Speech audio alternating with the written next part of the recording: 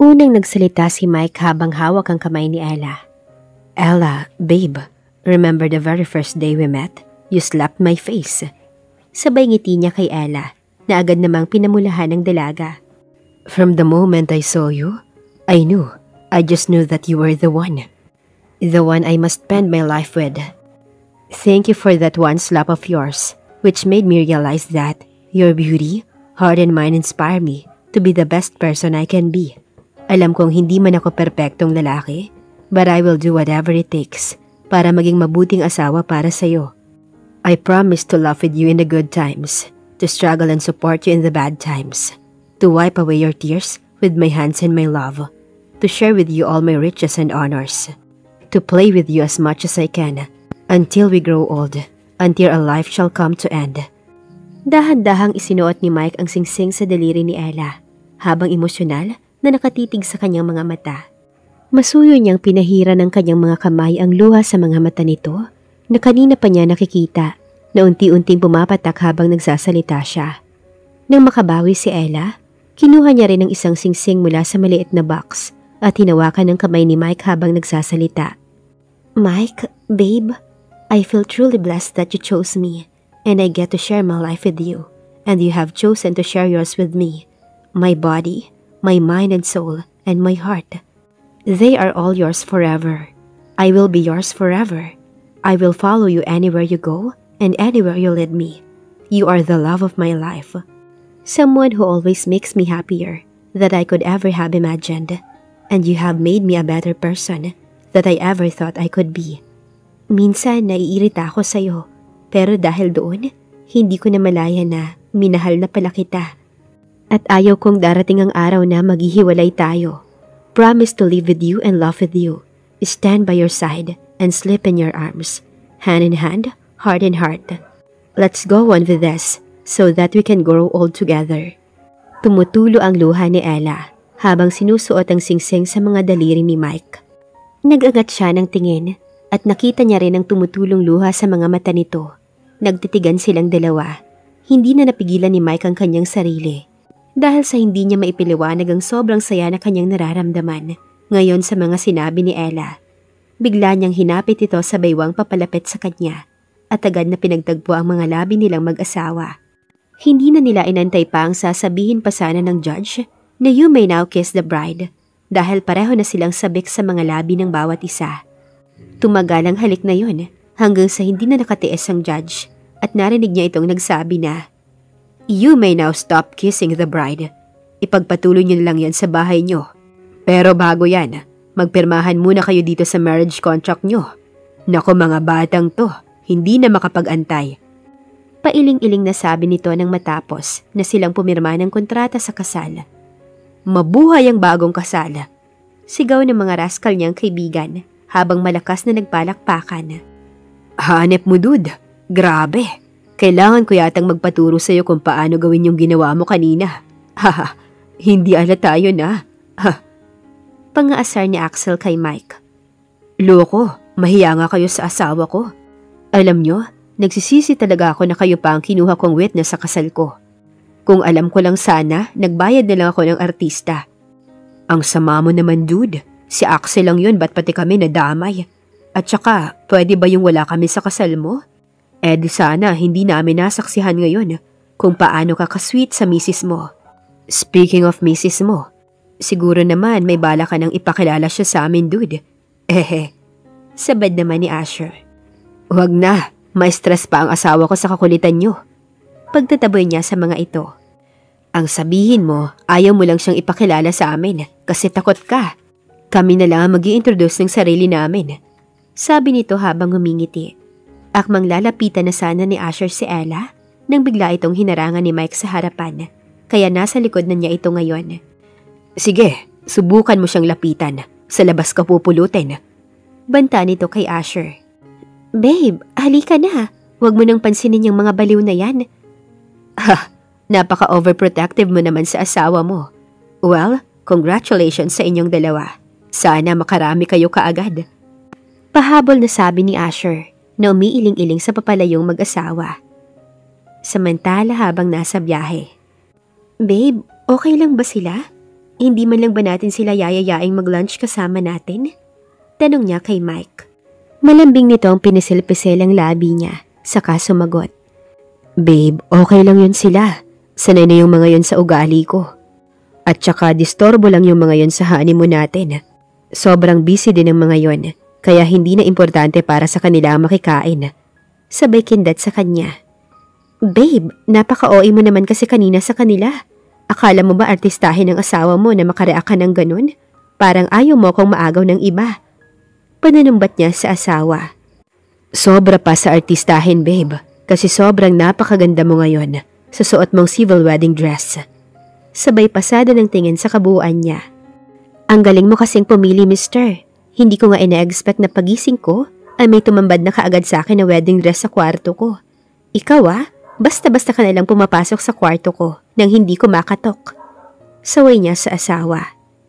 Babe, hayaan mo na dahil mamaya, sa kwarto ko na ikaw matutulog. Hindi ko na kailangan pang sekreto na pumunta sa silid mo. Sagot nito habang binibigyan siya ng nakakalokong mga ngiti. Siya nga pala, matanong ko lang, totoo ba yung vows na sinabi mo sa akin kanina? Agad namang pinamulahan si Ella sa malagkit na tingin nito sa kanya. Umiwas siya ng tingin at saka iniba ang usapan nilang dalawa. Babe, bakit pala sa opisina tayo dumiretso?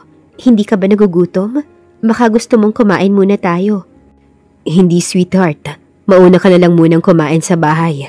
Bigla kasing nagka-emergency sa opisina kaya hindi muna kita masasamahan ngayon. Mauna ka na munang umuwi sa bahay.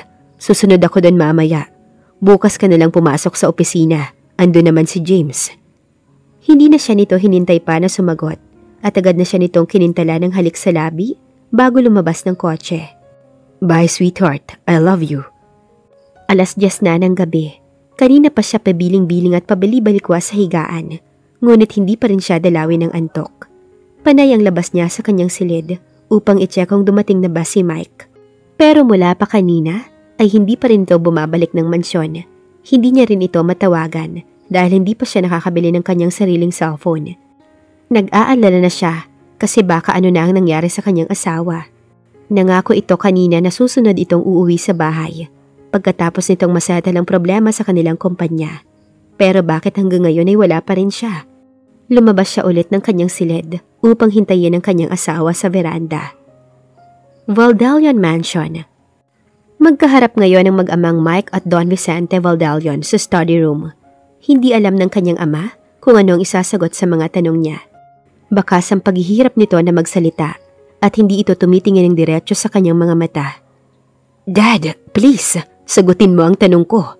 Kilala mo ba kung sino si Don Simon Colster? At bakit siya nagtangkang puksain ako? Pauwi na sana siya kanina nang biglang tamaan ng bala ang dalawang panlikurang gulong ng kanyang kotse. Dahilan para hindi ito makontrol ni Mang Tomas at agad silang bumangga sa poste. Mabuti na lang at hindi sila napuruhan. Agad siyang pinalibutan ng kanyang mga bodyguard habang masusi nilang sinusiguro na ligtas ang paligid bago sila palabasin. Habang sa loob ng sasakyan, biglang may hindi kilalang numero ang tumawag kay Mike. Nang masagot niya ito, agad siyang natigilan sa sinabi ng kabilang linya. Mike, hahaha. O ano, nagustuhan mo ba ang honeymoon surprise ko para sa'yo? So kung gano'n ikaw pala ang may gawa nito sa akin. Loko ka, matapang ka ha. Bilib naman ako sa guts mo matanda. Pero kilala mo ba kung sino ang binabangga mo? Galit niyang tanong dito. Hahaha, nagpapatawa ka ba? Of course, kilalang kilala kita Mr. Mike Valdalion. Pero mas kilala ko ang iyong ama. Pero bakit hindi mo siya tanungin kung ano ang atraso niya kay Don Simon Colster? Madiin itong sagot sa kanya. Wala akong pakaalam sa atraso sa iyo ng ama ko. Pero ikaw, sa ginawa mo sa akin ay malaki ang atraso mo ngayon. Tandaan mo, ngayon pa lang ay magtago ka na sa butas ng karayom dahil hindi kita lulubayan hanggat hindi kita napupuksa. Nanggigigil na sagot niya sa kabilang linya. Hahaha, totoo nga pala ang sinasabi nila na may pagkaloko ang isang Mike Valdalion. Pero tignan na lang natin kung ano ang magagawa mo sakaling may mangyaring masama sa asawa mo. Hahaha. Hindi mo ako matatakot. Subukan mo lang galawin ng kahit isang pirasong buhok ng asawa ko. Sisiguraduhin kong triple ang sisingilin ko sa'yo. Mike, sigurado ka bang kaya mo kong kalabanin? Ngayon pa lang, mag-imbestiga ka na. Huwag kang padalos-dalos ng desisyon. Ikaw din, isipin mo ang asawa mo. Hahaha. Saka nito biglang pinutol ang tawag. Loko ka, Simon Coster.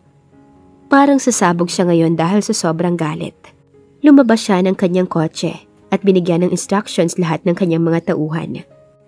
Tinawag niyang isa sa pinakamalupit niyang bodyguard.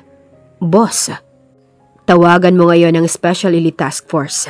Magpadagdag ka ng mga bodyguard para ipwesto simula bukas sa labas ng mansyon ko. Kumuha ka na rin mula sa Elite Task Force ng isang lady bodyguard para personal na magbantay at sumunod sa bawat lakad ng asawa ko. Ang iba sa inyo ay maghahatid muna kay Mang Tomas sa ospital para magamot ang mga sugat niya. Pero paano ka, boss? May mga sugat ka rin. Huwag niyo akong intindihin. Malayo ito sa bituka. Hindi na nagpumilit ang mga tauhan niya. Agad na lang silang sumunod sa utos nito. Alam nilang maliit lang itong natamo ng boss nila kung ikukumpara sa naging kalaban nito dati. Walang ibang nakakaalam ng isa pang identity ng boss nila, maliban sa kanila ng mga miyembro ng Elite Task Force. Pinuno ito ng Special Elite Task Forces na binubuo ng maraming elite warriors na dumaan sa malupit at mahirap na trainings. Para maging isang elite warriors, kinakailangang malampasan ng 1 hanggang 2 taon ang lahat ng klase ng pagsasanay. Mike, anak. Agad siyang nakabawi nang marinig niyang nagsalita ang kanyang ama. Dad, please, parang awa niyo na. Ayokong madamay dito ang asawa ko. Ayokong madamay si Ella. Kaya sabihin niyo na sa akin kung ano ang nalalaman niyo sa Simon Coster na yon. Biglang natigilan ng kanyang ama sa narinig. May asawa ka na anak? Yes, Dad. At kanina lang kami ikinasal. Kaya hindi mo naman siguro gugustuhin na maging biyudo ako kaagad, di ba? Paano si Sandra? Ano ba, Dad? Mas importante pa ba yung Sandra na yan kaysa sa tinatanong ko sa'yo? Wala kaming relasyon ni Sandra at ayoko sa kanya. Di ba ang gusto mo lang naman ay malagay ako sa tahimik? Kahit na ayaw ko pang mag-asawa, pero ginawa ko pa rin ang gusto nyo. Pero anak, nagpakasal ka na hindi mo man lang pinakilala muna sa akin. Paano kung sasaktan ka lang din niya? Sabihin mo nga sa akin, matagal mo na bang kilala yung asawa mo? Baka kung saan-saan mo lang pinulot yan at ginawa mong magpanggap para lang hindi matuloy ang pagpapakasal nyo ni Sandra. Hindi ako tutol kahit sinong babae ang pakasalan mo, basta matinulang at totoong mahal ka. I'm dying, Mike, and you know that. Ayoko nang maulit sa'yo ang nangyari sa amin ng mommy mo.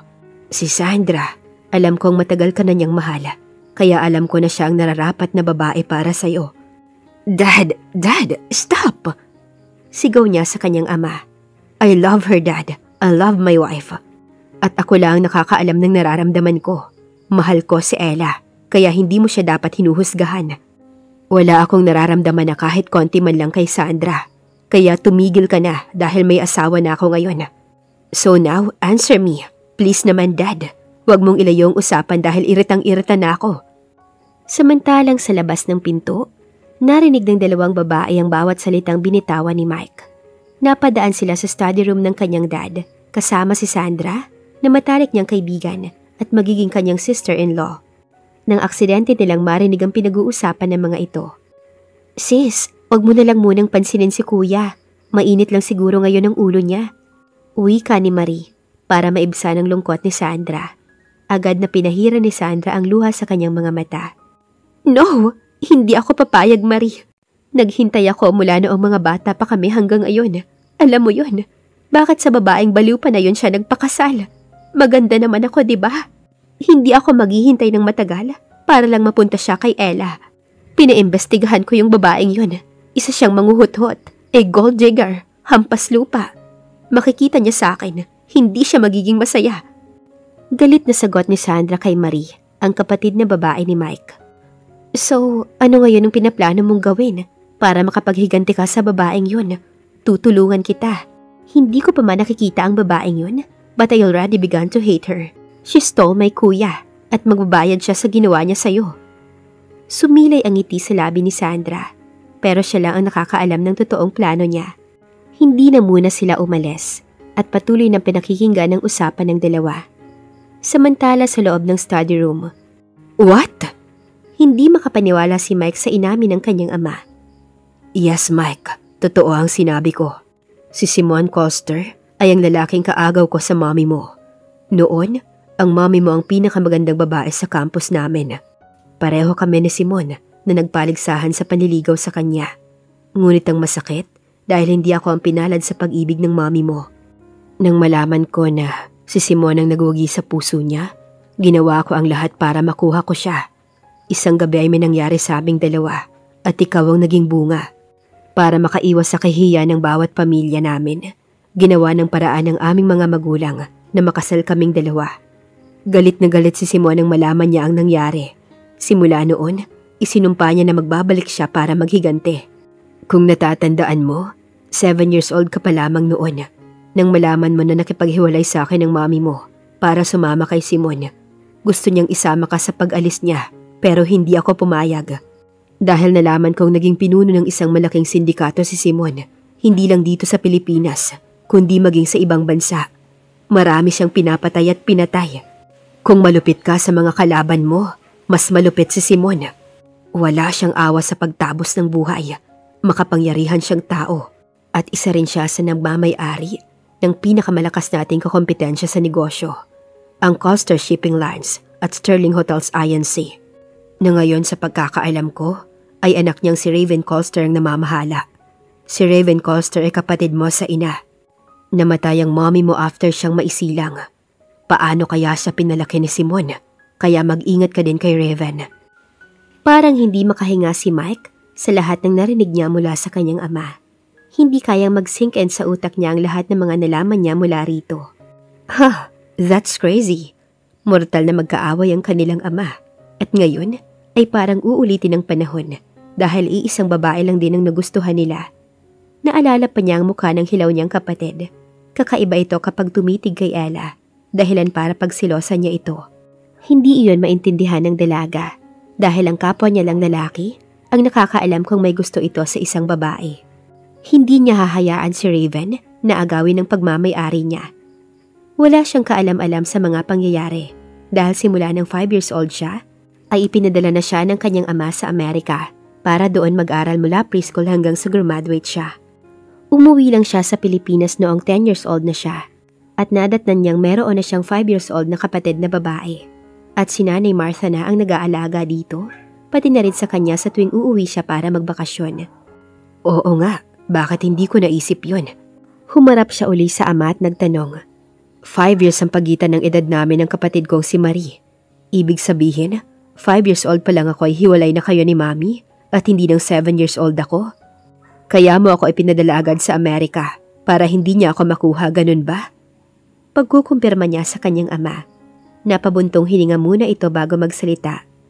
Yes, tama ka sa naisip mo anak. Kilala ko si Simon at ayaw ko na lumaki ka na malayo sa akin at baka ano pang gagawin ni Simon sa'yo. Kaya inilihim ko sa'yo na hiwalay na kami ng mommy mo. Dahil alam kong sasama ka sa kanya sa oras na malaman mo ang totoo. Kung ganon, kaninong anak si Marie? Dahil matagal na pala kayong hiwalay ni Mommy. Iba ang ina ni Marie. Agad nitong sagot. Nang umalis ang mommy mo, nasaktan ako ng sobra. Kaya gabi-gabi akong nagpakalasing.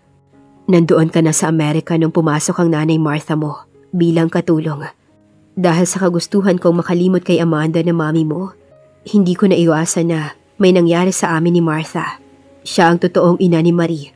Gustong umalis ni Martha noon. Pero nang malaman ko na nabuntis ko siya, hindi ko siya pinayagan na umalis. Pinalitan namin ng bago ang lahat ng mga katulong sa bahay para maitago ang lahat ng nangyari sa amin hanggang sa maisilang niya si Marie. Anak, patawarin mo ako. Lahat ng ito'y kasalanan ko. Naiiyak na pagsusumamo ni Vicente sa kanyang anak. Napasabunot si Mike sa kanyang buhok at hindi alam kung ano ang gagawin. Sinipa niya ang wall sa loob ng study room at pinagsusuntok ito. Umiiyak siyang lumabas ng study room at mabilis ang mga hakbang papalabas ng mansyon. Parang hindi na siya makapagpigil, ang bigat-bigat ng kanyang dibdib. Hindi na niya napansin si Maria at Sandra na kapwa nagulat din sa nalaman. Agad din silang umalis sa lugar na yon. Alauna na ng madaling araw nang makauwi si Mike sa mansyon. Dumiretso kasi kaagad siya sa isang bar para maglasing. upang saglit niyang makalimutan ang kanyang problema. Madilim na ang buong paligid ng mansyon at ang mga maliliit na dim light na lang ang natitirang umiilaw sa labas at loob ng bahay.